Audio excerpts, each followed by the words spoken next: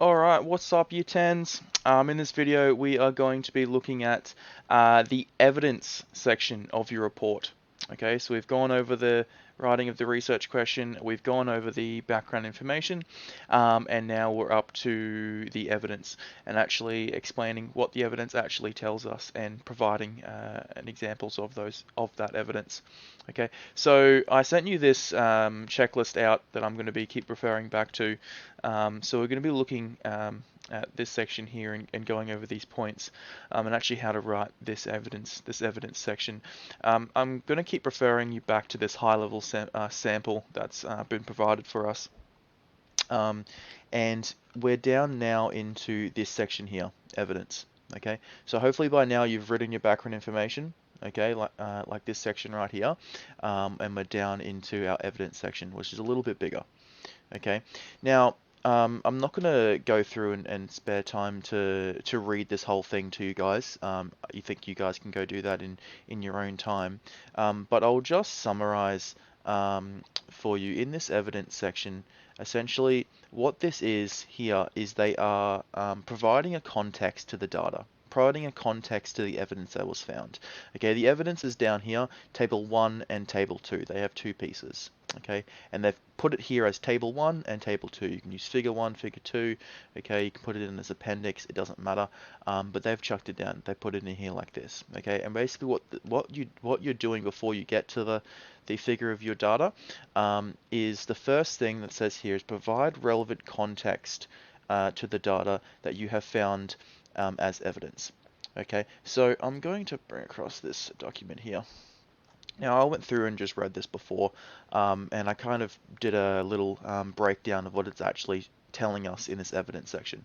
Now, if we remember from this sample, the research question was, is the prevalence of lactose intolerance in Finland linked to the practice of domesticating cattle for dairy purposes? That was the research question for this sample. Okay, so looking at the lactose intolerance in Finland and if it's linked to the um, dairy farming, like how much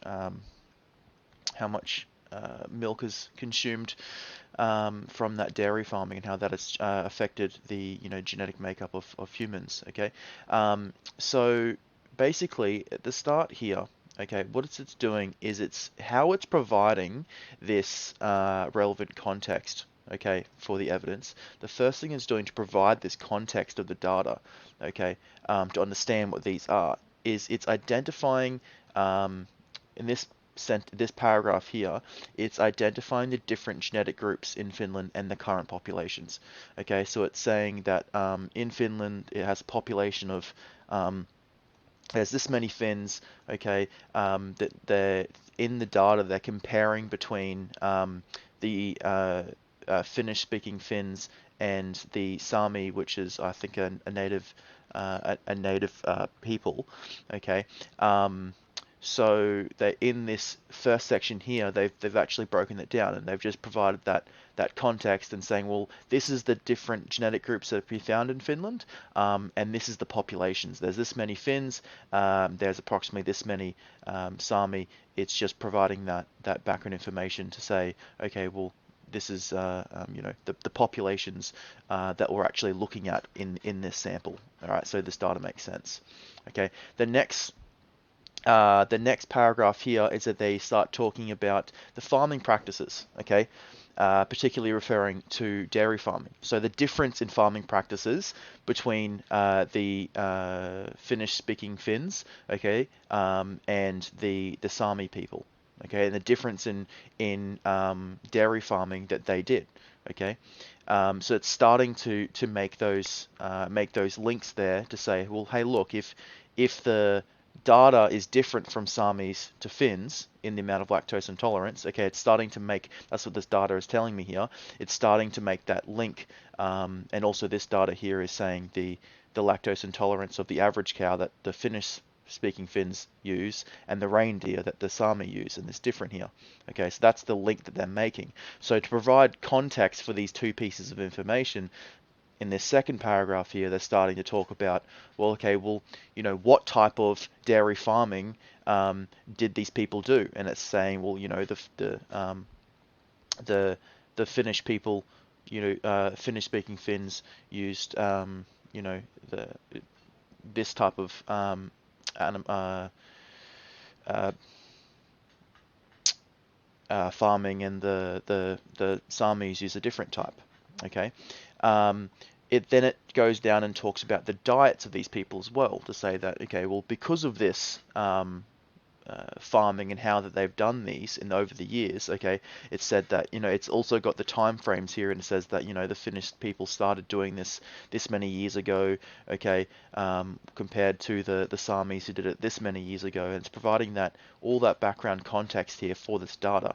It's then linking it back to how much food, their diets, and how they what they ate, okay, and from these three paragraphs, it's going, well, this is the people we're looking at, the populations and who we're looking at, okay, this is their farming practices, and because of that, this is what they were eating, okay, and we've given all of this context. These first three paragraphs here is this first dot point here is providing context to the data, okay.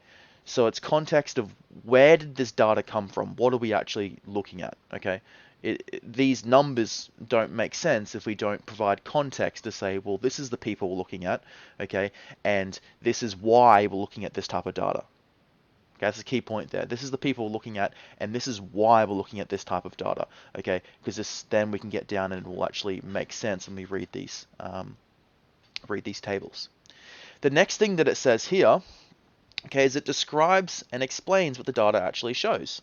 Okay, so you can see here in table 1, the comparison between blah, blah, blah, thus it can be assumed that, etc., etc. Okay, so what it's actually doing is saying, as you can see here in double table 1, it shows this. Okay, you're describing exactly what you can see in this data. Okay, just like a data analysis in your normal prac write-ups. Okay, describe and explain what this data actually shows. Okay, as seen in this table, it shows this. Okay, and they have attached the data as a figure or appendix. They've got table 1 and table 2. Okay, so they've done these 2 points right there. All right, again, as seen in table 2, it says this.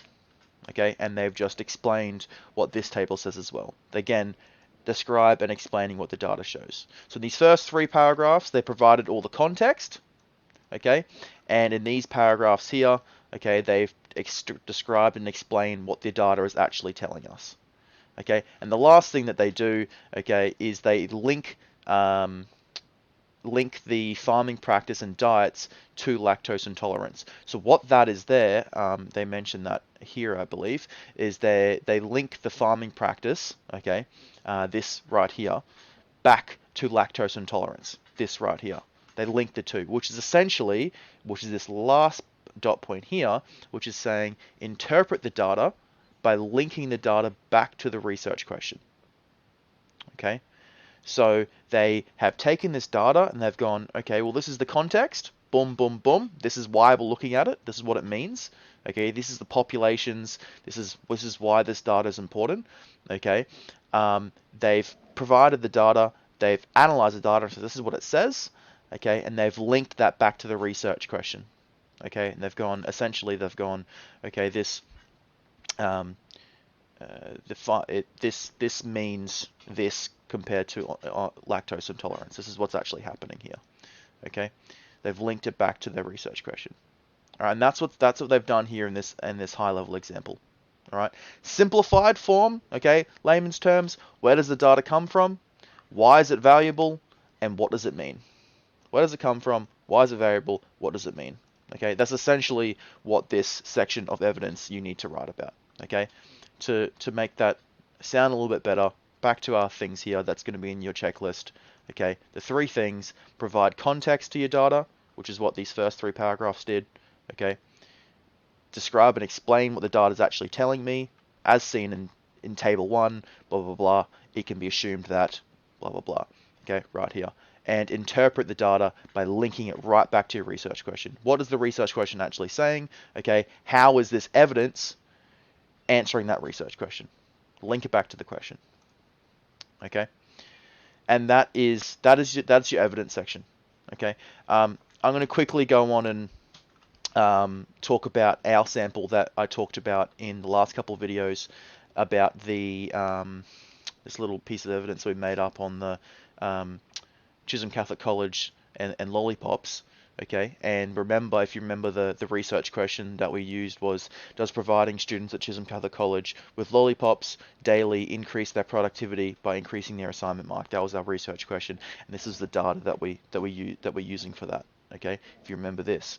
All right, if I were to do an evidence section for this piece of evidence right here, okay, let's say this is my assignment, how I would do the evidence is these sections, these points here is providing the context. So remember, okay, the first thing we do is provide relevant context to your data.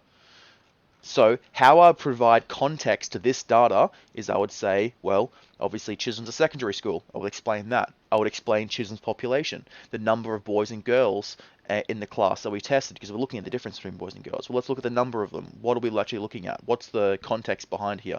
You know, what it's a secondary school. There's this many people. There's this many boys. There's this many girls. Okay. I would also say, what grades are these students in? They're in this grade, and we're doing this testing in this subject. Again, providing context to this data. What are we actually looking at? Okay, where is this data coming from? Okay, what was the assessment task? If we're looking at the percentage grade increase, what task are we actually assessing them on? Okay, that's more context to this data.